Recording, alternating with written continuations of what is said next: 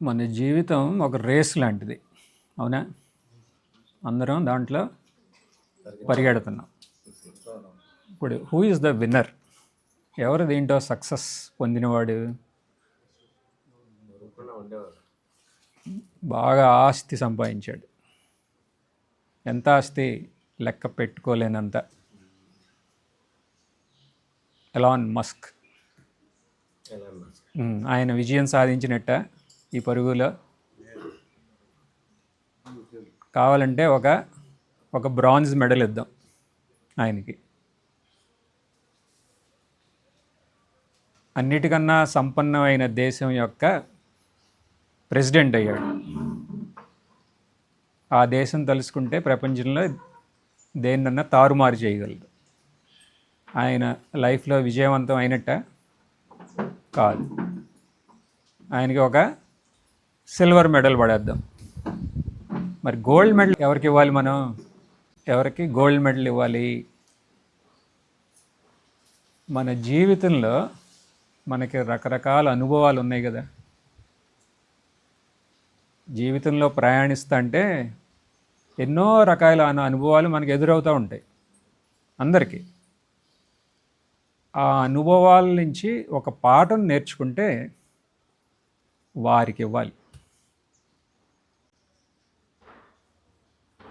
అలా నేర్చుకోగలమా? నేర్చుకోగలం.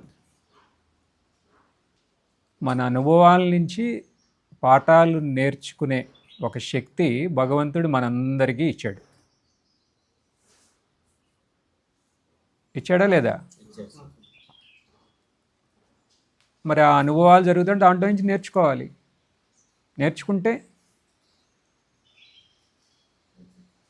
మీరు విజయవంతులు. అసలు ఏంటి మనలో ఆ శక్తి? జీవితంలో అనుభవాలు ఉన్నాయి, వాటి నుంచి పాఠాలు నేర్చుకోమంటున్నారు. ఆ శక్తి మీలో ఉంది అంటున్నారు. ఇప్పుడు మీరు బెంగళూరు నుంచి ఇక్కడికి వచ్చారా? మీ కార్లో పెట్రోల్ ఎంత ఉంది అనేది చెప్పడానికి ఒక గ్యాడ్జెట్ ఉందా లోన? అది చూడగానే తెలిసిపోతుంది మనకి పెట్రోల్ ఉంది, పెట్రోల్ లేదు. ఏసీ ఎక్కువ ఉందా తక్కువ ఉందా ఎలా తెలుస్తుంది? చూస్తే తెలుస్తుంది. అక్కడ ఎంత స్పీడ్ వెళ్తున్నాం చూస్తే ఒక మీటర్ ఉంది అక్కడ. మనం మంచినీరు ఎప్పుడు తాగాలి అని మనకి ఎలా తెలుస్తుంది? మనకే దాహం అయినప్పుడు. అది ఒక మీటర్ మనలో ఉంది. అవన్నీ కారులో. అలాగే మనలో ఒక మీటర్ ఉంది, దాహం. మనం ఎప్పుడు భోజనం చేయాలి? ఆకలేసినప్పుడు. అది ఒక మీటర్, అవునా? ఇది అర్థమైంది కదా. ఇలాగ ఎన్ని మీటర్లు అన్నమాట మనలో ఉన్నాయి. అలాగే ఇంకొకటి ఉంది మనలో. మన అనుభవాలను చూసి మనం పాఠం నేర్చుకోవాలి. అది కూడా మనలో ఉంది. ఆ శక్తి మనలో ఉంది అంటున్నాం. ఫస్ట్ నేర్చుకుంటే ఏమవుతుంది అంటే మనలోనే ఒక గురువు ఉన్నాడు. ఆ గురువు మేల్కొంటాడు. ఇది ఎవరన్నారు? బుద్ధ భగవానుడు తెలుసు కదా. ఏమన్నారు ఆయన? ఆత్మదీపో భవ.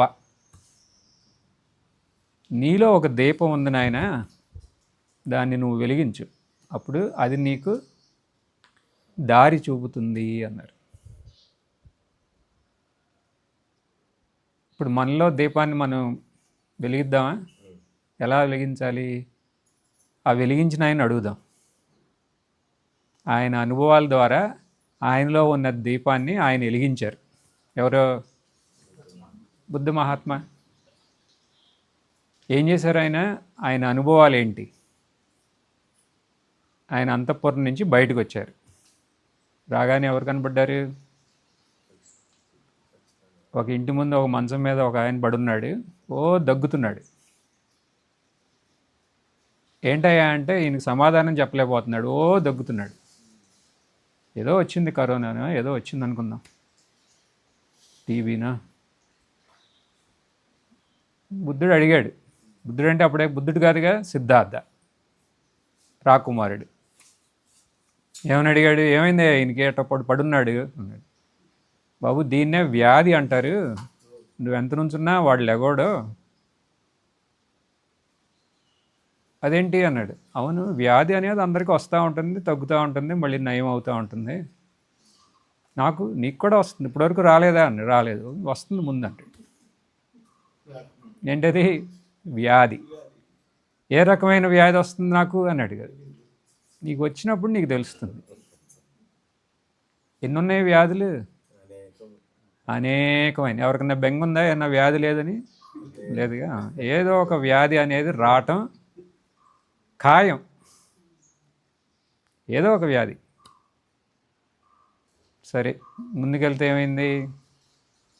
ఒక ఆయన నడవలేక నడుస్తున్నాడు ఒక కర్ర పట్టుకుని. సిద్ధార్థుడు ఏమని అడిగాడు? వీడేంటాడు, సరిగ్గా నడవలేడా? అటు వంగిపోయి కర్ర సహాయంతో నడుస్తున్నాడేంటి? నడవలేడండి. ఇది వృద్ధాప్యం. వృద్ధాప్యంలో కర్ర కావాలా? కావాలి. నేను ఇలా అవుతానా? తప్పకుండా. అవునా? అంటే మనందరికీ కావాలంటే ఇప్పుడే కొనికి పెట్టుకోవచ్చు కూడా ఒక కర్ర. ఎందుకని దాన్ని పట్టుకుని నడవాల్సిన అవకాశం వస్తుంది. కానీ నడవటం అది ఒక అనుభవం అన్నమాట. ఇంకొంచెం ముందుకెళ్ళాడు. వెళ్తే అందరూ ఎవరినో మోసుకెళ్తున్నారు. ఆపాడు. ఎక్కడికయ్యా తీసుకెళ్తున్నారు? ఆయన పడుకుంటే వెంటయ్యా ఆయన పోయాడు, ప్రాణం పోయింది, తీసుకెళ్ళి తగలేస్తా ఉంటున్నారు. అవునా? తగలేయటం ఏంటి? ఇది మరణం అంటారు. లోన జీవుడు లేడు. ఎక్కడికి వెళ్ళాడు? ఎక్కడికో పోయాడు. కానీ దీంట్లో ఖాళీ.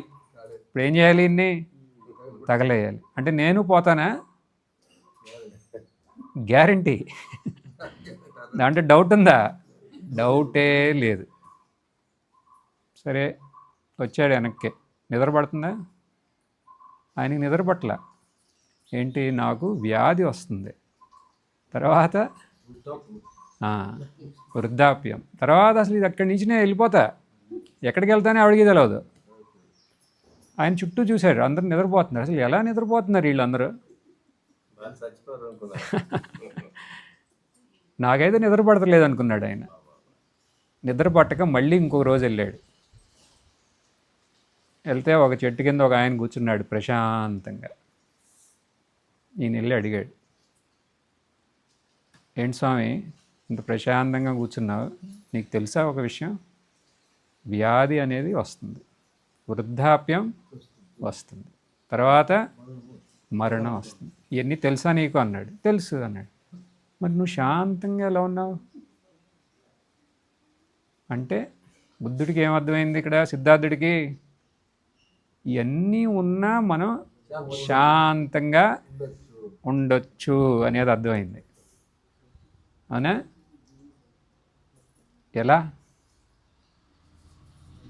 ఎలా ఉండాలి? ఇది ఎన్ని ఉన్నా మనం శాంతంగా ఉండొచ్చు అనేది ఆయనకు అర్థమైంది. అనుభవం ద్వారా ఆయన గ్రహించాడు. ఇవన్నీ అనుభవాలు కదా. ఈ 3 అనుభవాలు, 4వది కూడా ఒక అనుభవం. ఈ అనుభవాలని ఆయన క్షుణ్ణంగా పరిశీలించి ఆయన పాఠం నేర్చుకున్నాడు. నేర్చుకుంటాం వల్ల ఆయన ఏమయ్యాడు? సిద్ధార్థుడు బుద్ధుడయ్యాడు. సరే, మనం ఉన్నాం. మన పరిస్థితి ఏంటి? వ్యాధి. ప్రస్తుతమే నాకు వ్యాధి ఉంది, పలా వ్యాధులు వస్తూ పోతూ ఉన్నాయి.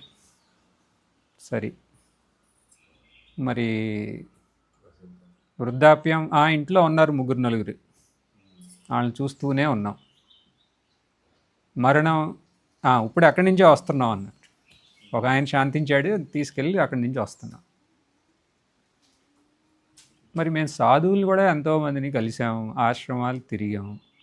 మరి మేమెందుకండి? మాకు ఆయనలాగా ఆ మేల్కొలుపు రాలా? మాలో ఉన్న గురువు ఎందుకు మేల్కోలా? మేల్కోలా అంటే ఏం చేయాలి దానికి? ఆయనలాగా మీరు కూడా విచారణ చేయాలి. ఏ రకంగా విచారణ చేయాలి? ఏ రకంగా? ఇప్పుడు వ్యాధి అనేది ఉంది. వ్యాధి అంటే ఇప్పుడు ఏదైనా ఒక వ్యాధి రాగానే మనం ఏమనుకుంటాం? ఇది అసలు ఎందుకు వచ్చింది నాకు? అవునా? అసలు ఎందుకు ఇది ఎందుకు వచ్చిందని అంటే మనం we get into a shock అయిపోయాం. నేను ఇంత పద్ధతిగా ఉంటాను, నాకేంటి జబ్బు వచ్చింది? షాక్.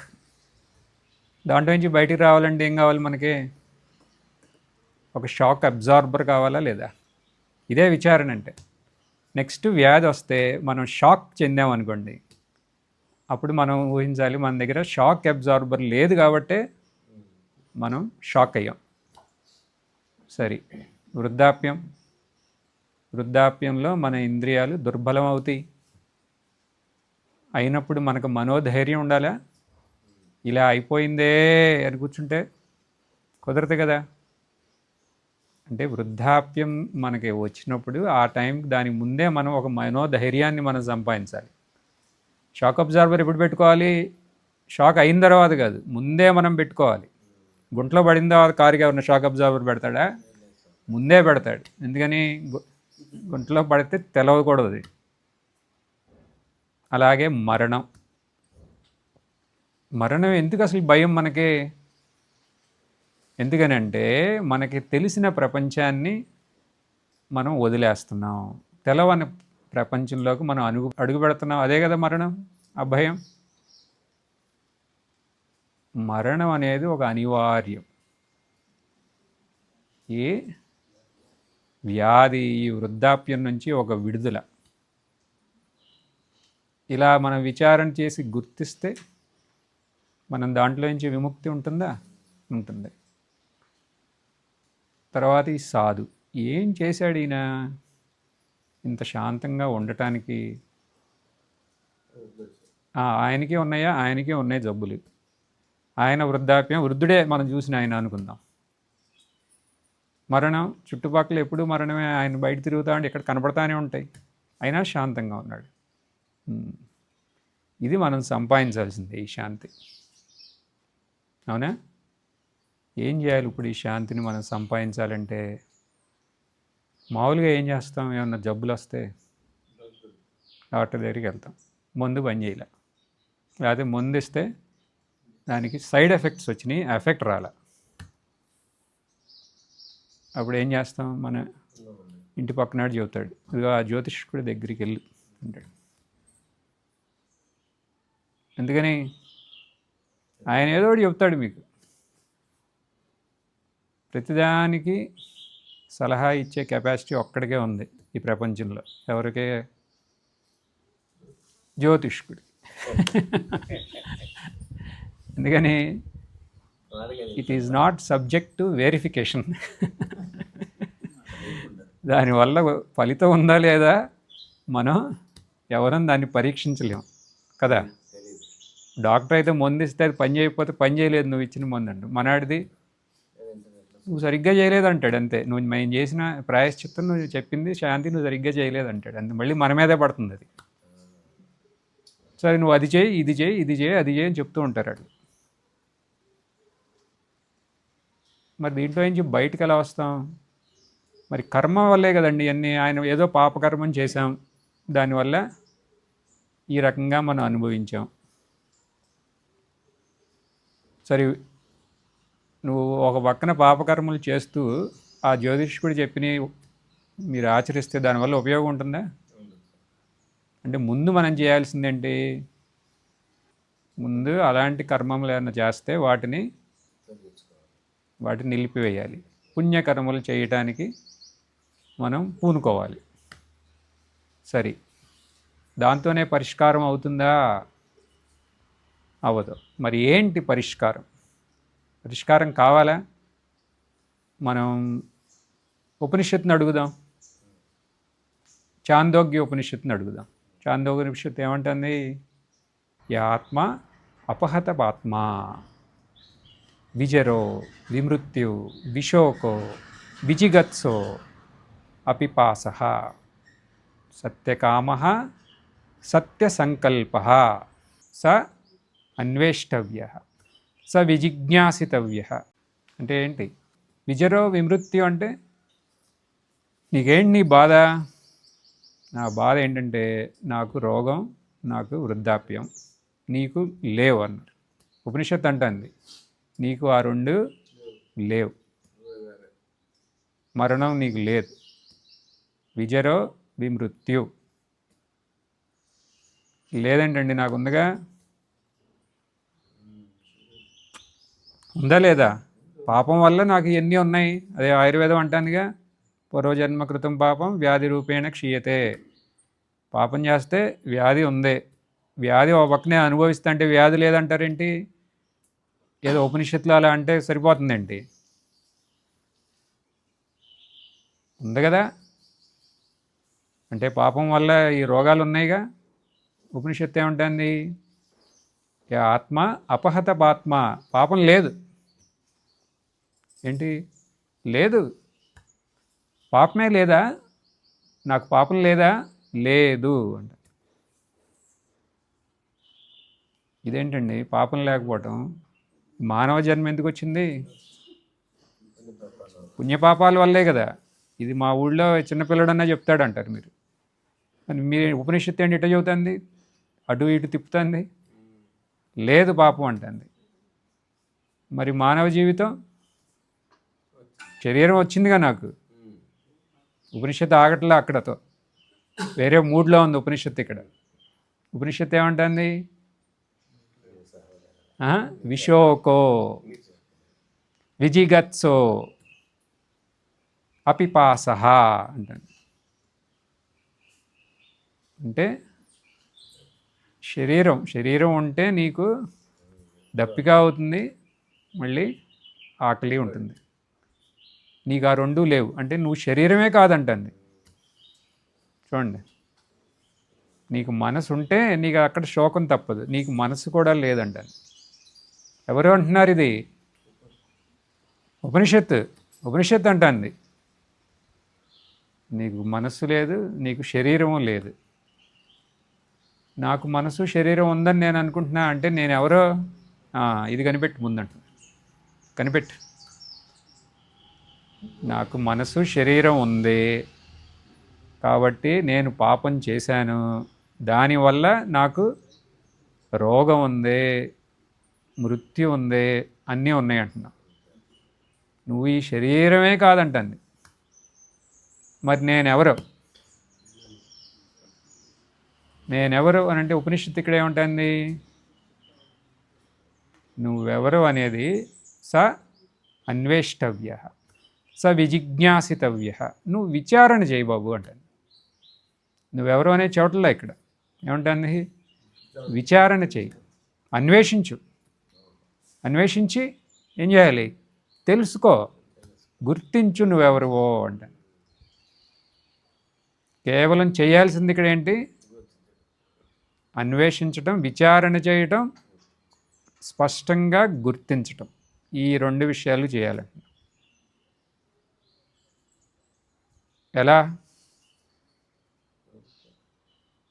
ఎలా అన్వేషించాలి? ఎలా గుర్తించాలి? సరే, నేను ఈ శరీరం కాదంటున్నా. ఎందుకు కాదంటున్నారు? ఇది మారతాంది కాబట్టి. అంతే, మారతాంది కాబట్టి మనం ఈ శరీరం కాదు. మరి నేనెవరు? మారింది, అంత తేలిక. ఇక్కడ మారుతుంది కాబట్టి మీరు శరీరం కాదు. ఏది మారట్లేదో అది. మీరు ఏదన్నా మీరు ఏం చెప్తున్నా ఇదంతా మాకు తెలుసండి అని అంటారు. మేము ఎన్ని విన్నాం, నేను చెప్పనా నేనెవరో అని మీరు అంటారు నాతో. నేను ఆత్మ, అంతే కదా. అంతేనా మీరు చెప్పాలనుకుంది? అది నేను ఎప్పుడో విన్నా, చాలా ఏళ్ల క్రితం నేను ఆత్మ. అవును, సంతోషం. దానివల్ల నీ బాధలు తగ్గినాయా? మరణ భయం పోయిందా? పోలా. అవునా? వృద్ధాప్యం యొక్క ఒక మానసిక ఒక డిప్రెషన్ పోయిందా? పోలా. వ్యాధి వస్తుందేమోనని భయం. మరి ఇదేంటి? అంటే దాని అర్థం ఏంటి? మనం తెలుసుకున్నావా అంటే తెలుసుకున్నాం, తెలుసుకున్నావా తెలుసుకోవాలి. అంటే ఉపనిషత్తు ఏమంటాను ఇక్కడ? స్పష్టంగా తెలుసుకోవాలి, అనుభవపూర్వకంగా మనం గుర్తించాలి, అనుభవపూర్వకంగా గుర్తించాలి. అందుకనే అక్కడ గుర్తించడానికి ఏం చేయమంటుంది ఉపనిషత్తు?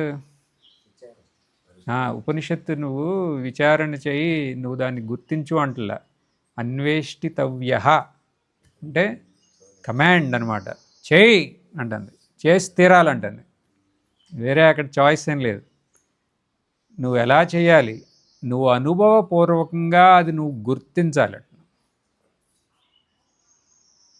అనుభవపూర్వకంగా గుర్తించాలి అంటే దానికి ఏం చేయాలి?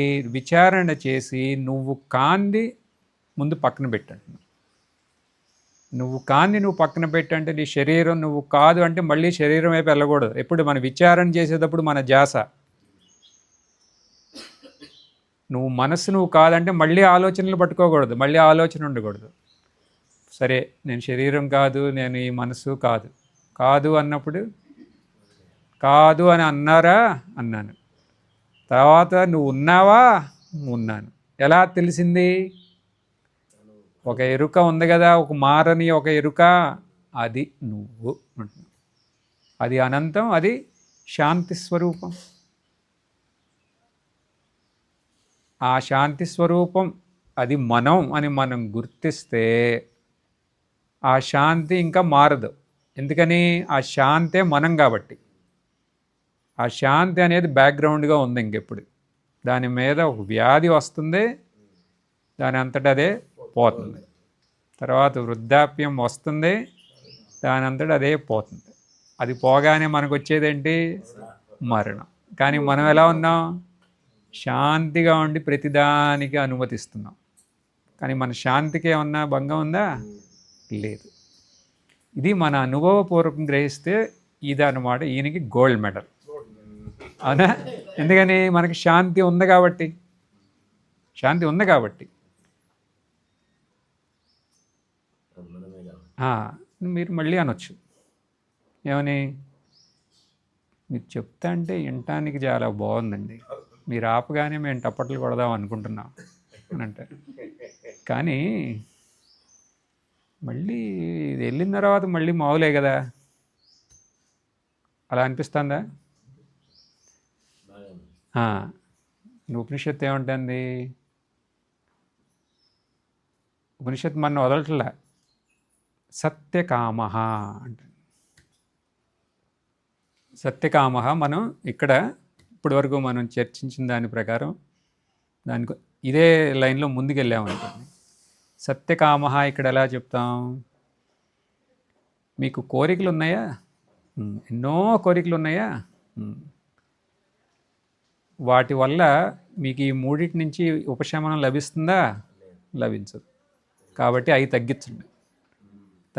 ఒక బలమైన కోరిక ఉండాలి మనకేంటి? ఈ సత్యాన్ని మనం తెలుసుకోవాలి అనే ఒక కోరికని మనలో దృఢం చేసుకోవాలి. పౌర్ణమికి ఒక రోజు కాదు, మనలో ఇది ఎట్లాగైనా నేను తెలుసుకోవాలి అనే ఒక కోరిక మనలో దృఢం అవ్వాలి. అది ఫస్ట్. కోరికుంటే సరిపోతుందా? సత్య సంకల్ప అంటే ఉపనిషత్. సత్యకామ సత్య సంకల్ప. ఆ కోరిక ఒక సంకల్పంలాగా మారాలి. కోరిక ఒక సంకల్పం లాగా మారాలి. అప్పుడే దానికి బలం ఉంటుంది. ఎలాగైనా సరే నేను ఈ శాంతిని నేను గుర్తిస్తా. ఎందుకని? ఈ శాంతే నా స్వరూపం. నేను అదే అయ్యున్నా. నేను అదే ఉన్నదాన్ని నాకు తెలవకపోవటం ఎంత ఘోరమైన పాపం అది. నేను అదే అయ్యున్నా. మనం అది తెలుసుకుంటాం కోసమే రకరకాల అనుభవాలు ఇచ్చారు భగవంతుడు. ఈ వ్యాధి కూడా ఆయన ఇచ్చిన ఒక వరం. ఎందుకంటే మనం ఆ శాంతిని గుర్తిస్తామని. తర్వాత వృద్ధాప్యం కూడా అదే. తర్వాత మరణం అనేది ఒకటి పెట్టారు. అట్లీస్ట్ ఇప్పుడన్నా అది చూసన్నా సరే నువ్వు కళ్ళు తెరుస్తావని. ఈ అనుభవాల్ని మనం ముందు పెట్టుకుని వాటి నుంచి మనం ముక్తి పొందాలంటే ఆ శాంతిని సంపాదించాలి. అప్పుడు మానసికంగా మనం ఇంకా కృంగిపోం. ఇలా చేయగలిగితే అప్పుడు ఈ ఉపనిషత్ మంత్రం సార్థకం. యాత్మ అపహత పాత్మా విజరో విమృత్యు విశోకో విజిగత్సో అపిపాసః సత్యకామః సత్యసంకల్పః స అన్వేష్టవ్యః స విజిజ్ఞాసితవ్యః. అవునా? సో ఇలాంటి ఒక సంకల్పం మనం తీసుకుందాం. ఏమని? ఎలాగైనా సరే మన స్వరూపంగా ఉన్న ఈ శాంతిని మనం గుర్తించాలి. ఎలాగైనా సరే అంటే విచారణ ద్వారా దాన్ని స్పష్టంగా గుర్తించి, అప్పుడు మనకి ఒక వ్యాక్సిన్ తీసుకుంటే మనకేంటి దానివల్ల వచ్చేది? ఒక ఇమ్యూనిటీ. అవునా? మీరందరూ కరోనా వ్యాక్సిన్ తీసుకున్నారా? తీసుకున్నారు కదా. ఆ వ్యాక్సిన్ కరెక్ట్ అయితే మనకి కరోనా మళ్ళీ రాకూడదు. అవునా? అలాగే ఇక్కడ ఈ స్వరూప జ్ఞానాన్ని మనం స్పష్టంగా గుర్తిస్తే ఆ శాంతి మన నుంచి వేరేగా వెళ్ళదు. ఈ జీవితంలో ఏ రకమైన ఇబ్బందులు వచ్చినా సరే, ఏ రకమైన వ్యాధులు వచ్చినా సరే, ఏమైనా సరే ఆ శాంతిని మాత్రం మన నుంచి దూరం అవుతుంది. అది మనం ఎలాగైనా సాధించాలి అనే సంకల్పంతో సత్సంగం ఉపసంహరిద్దాం. ఓం పూర్ణమదః పూర్ణమిదం పూర్ణాత్ పూర్ణముదచ్యతే పూర్ణస్య పూర్ణమాదాయ పూర్ణమేవావశిష్యతే. ఓం శాంతి శాంతి శాంతి.